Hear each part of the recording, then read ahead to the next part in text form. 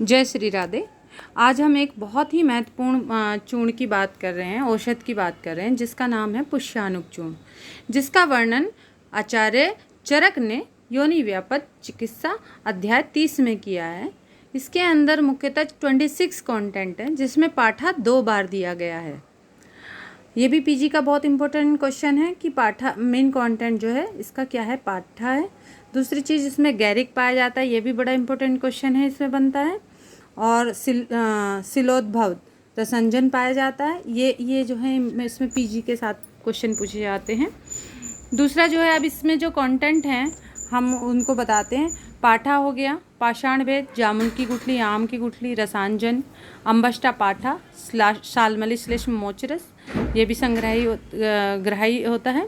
समंगा, मंजिष्ट, कुटज की छाल, बहिक, अतीश, अतिविषा, बिल्व, मुस्तक, लोद्र, गेरिक, कटवंग, सोनपाठा, मरीच, सोंठ, मुनक्का, रक्तचंदन, इंद्रिय, अनंतमूल, धातकी, मुलेठी और अर्जुन की छाल।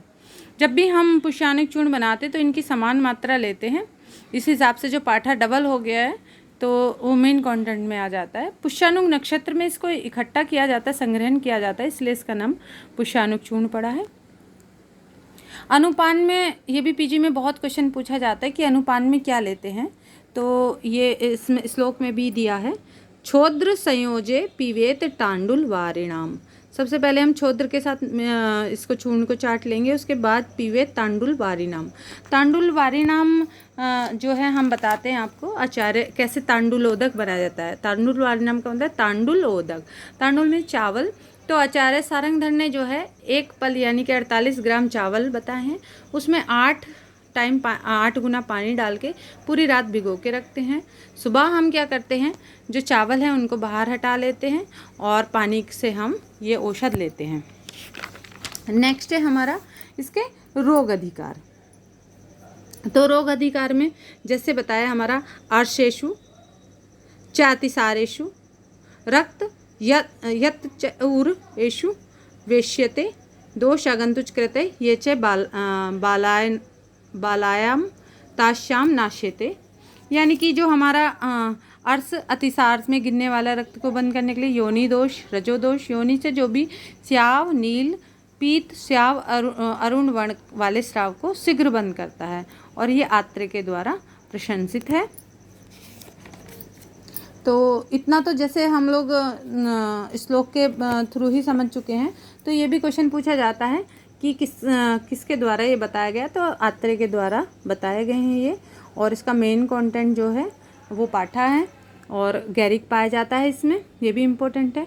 अब जो हमारी इसका जो मोड ऑफ एक्शन है ये कैसे काम कर रहा है, ये अपने रसवीर्य विपाक से कैसे काम कर रहा है, इसके बारे में बताएंगे। सबसे पहले रेफरेंस में, जैसे रेफरेंस चरक चिकित्सा 30 में बताया, योनि व्यापक अध्याय में बताया है, अष्टांग हृदय उत्तर तंत्र 34 में बताया, अष्टांग संग्रह उत्तर तंत्र 39 में बताया, योग रत्नाकर ने प्रदर रोग में बताया।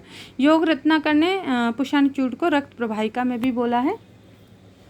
अब हम इनका मोड ऑफ एक्शन देखेंगे, भाई ये वर्क कैसे कर रहे हैं, उनमें कौन से रस प्रधान है और क्या इसका एक्शन है, कैसे हम समझेंगे कि ये जो है रक्त को रोक रहा है, या अर्श और अतिसार में, रक्त अतिसार वगैरह में हमें कैसे काम कर रहा है।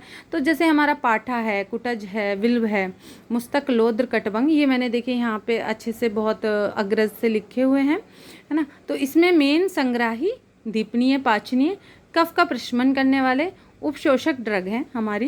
जैसे कटवंग भी संग्राही है, पाचनीय, दीपनीय है। मरीच हमारी उपशोषण करती है। सोंठ हमारी जो है वात का फपम है और रोचनम है, दीपन पाचन तो करती ही है।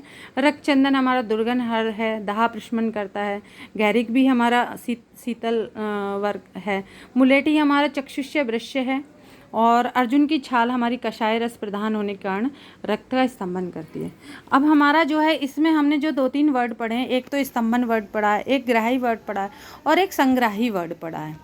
तो जब हम सबसे पहले ये समझ लेते हैं कि ये चीज़ें हैं क्या, ग्राही अलग है, संग्राही अलग है और हमारा जो स्तंभन, तीनों चीज़ों में हमारी डिफरेंस है। तो सबसे पहले देखिए ग्राही क्या है, ग्राही कैसे कर रहा है, ये पुष्यानुक चूर्ण का मोड ऑफ एक्शन कैसे हो रहा है।